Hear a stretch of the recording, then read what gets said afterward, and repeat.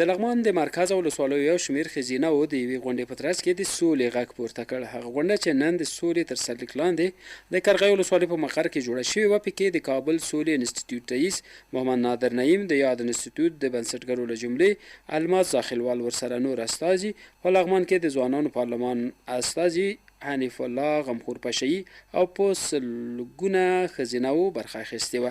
پیل کې حنیف الله پشهیي یادو میرمنو ته د هرکلي او ښه راغلاست ترڅنګ زیاته کړه چې غواړو د سولې په تړاو د میرمنو او نارینهو نظرونه واوري. د قرغیو ولسوالۍ د سولې ولسوالۍ د تاسو ته او ترڅنګ یې د علیشنګ څخه چې کومې ښځینه راغلي، د مهترلام څخه چې راغلي او د قرغیو له مختلفو سیمو څخه چې کومې ښځینه دلته راغلي، تاسو ټولو ته ښه راغلاست او هرکلی وایو. دا چې سوله د افغانانو یو ستر هدف دی، یو ستر ارمان دی، نو هر افغان حق لري چې د سولې په تړاو باندې خپل نظر ولري. فلهذا د سولې انسټیټیوټ لومړی دغه یو ستر او ملي ګام د ستاینې وړ دی چې دوی دا وپتېله چې د افغانستان په مختلفو سیمو کې دوی د مختلفو قشرونو سره د هغوی نظر د سولې په ارتباط باندې راجمع کړي او بیا یې اړونده مسؤلیتو ته ورسوي. که هغه د افغانستان حکومت دی، که هغه طالب نوری دی، او که هغه نړیوال سازمانونه او نړیوال ارزښتونه دي، هغوی ته ستاسو غږ رسېږي. په دې معنا چې نن ستاسو شتون دلته ډېر زیات مهم دی. ستاسو هره خبره د سولې د مذاکراتو په ارتباط باندې تصمیم نیولی شي. فلهذا تېره ورځ موږ په مهترلام کې برنامه درلودله د نارینهو په خاطر. نن یوازې او یوازې د ښځو د احترام په خاطر او د دوی نظر ته د درناوي په خاطر موږ د قرغیو په ولسوالۍ کې د ښځینهو د پروګرام شاهدان یو.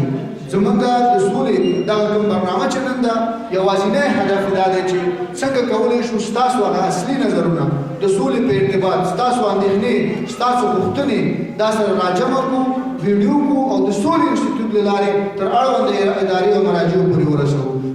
نوموړي وویل د افغانستان سرنوشت باید خپله افغانان وټاکي، نو باید موږ او تاسې دې برخې ته کار وکړو او خپل نظرونه د سولې په برخه کې ښکاره څرګند کړو. همداراز په دې غونډه کې د یاد انسټیټیوټ رئیس محمد نادر نعیم له ګډونوالو د مننې ترڅنګ وغوښتل ترڅو د سولې په برخه کې خپل غږ اوچت کړي. انستیتوت صلح کابل یک انستیتوت بی‌طرف است و یک انستیتوتی است که از افغان است و برای خدمت به افغان هستند. دیگه ما امیدوار هستیم که همین فرصتی که به وجود آمده برای سال دریچه‌ای که فعلا موجود است همین به موفقیت برسه. مگر چیزی که بر ما بیشتر ارزش داره که چقدر مردم ما به این پروسه دخیل هستند و چقدر از این پشتیبانی میکنند، چقدر از این آگاهی دارند و قشر محروم ما که خواهرای ماست، خانمای ماست، قشر هست که بیشتر از همه باید صدایشان شنفته شود. چون ما به این باور هستیم که با وجودی که 51% جامعه افغانستان شما تشکیل میدید، ولی در عین زمان محرومیتتان با فضای زندگی روزمره و بالخصوص با وجود جنگ و ناامنی و اینا ما بیشتر درک میکنیم. خواهش ما از شما است که صحبت‌های امروز صحبت‌های آزادانه باشه، چیزی که ما درد دلتان است رو شریک بسازید.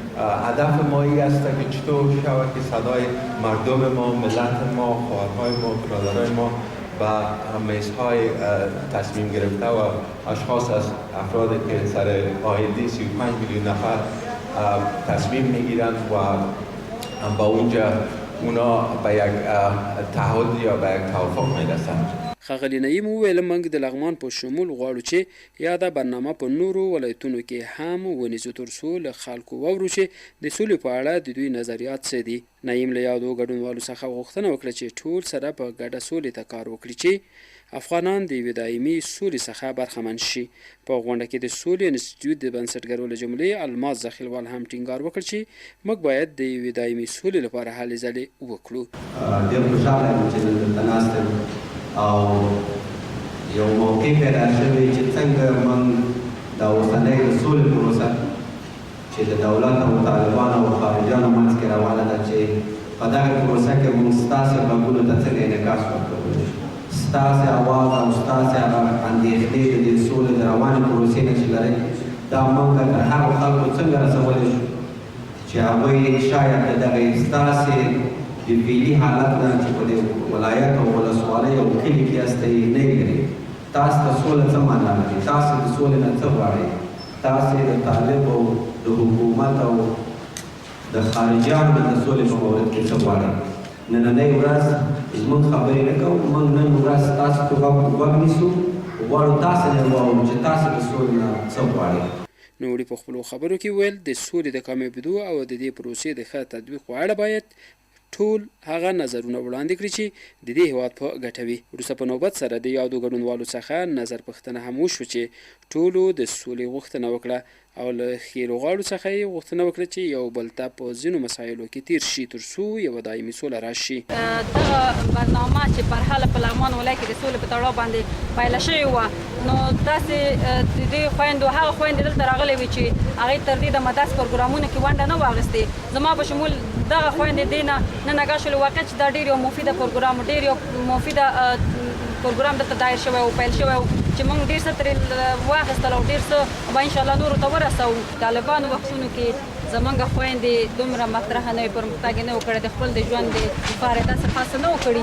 هغه وخت کې طالبانو چې نظام حکومت و، خویندې پر کور ناستې وې، تعلیم ته اجازه نه وه، پرمختګ یې نه و کړی، خویندو ته د خپل حق څخه دفاع کولو اجازه نه وه. دوی دا نظر د ځان سره درلود چې خویندې یا د کور دي یا د کور دي. نو داسې اوس برحاله چې موږ په دغه حکومت کې په دغه 20 کلنه لاسته راوړنه چې خویندو کړې ده، ډېر څه مو ترلاسه کړي دي. خویندو د تعلیم په برخه کې، د نورو برخو کې د اوږه په اوږه د ورونو څخه کار کړی ده او په دفترونو کې 20 کلنه لاسته راوړنې باید خوندي پاتې شي. امروز اینجا جلسه داریم به خاطر صلح است که ما سر طالبا به این خاطر صدا کنیم که طالبا صلح کنن. طالب هم افغان است، اردو هم از افغان است، هر دوش که شهید میشه برادرای ما باید کلگیش دست یکی کنه و صلح شد تا یک صلح سرتاسری در افغانستان بیاد که مردم از رنج و بیچارگی خلاص شود. د یادونې وړ ده چې تېره ورځ په مرکز مهترلام کې هم د کابل سولې انسټیټیوټ لخوا له یو شمېر قومي مشرانو او ځوانانو سره په دې اړه غونډه ترسره شوې وه.